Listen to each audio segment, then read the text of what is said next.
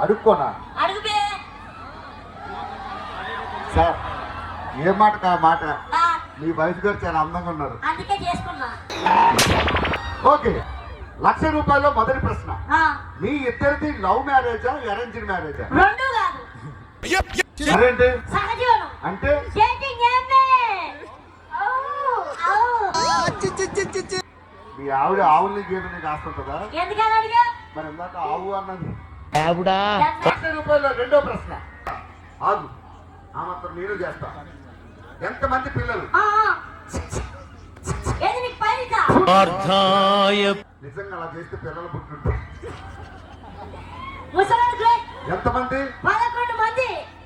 11 మందా? ఆ, పిల్లలా cricket టీమా? Cricket టీమే. ఏంటి? ప్రో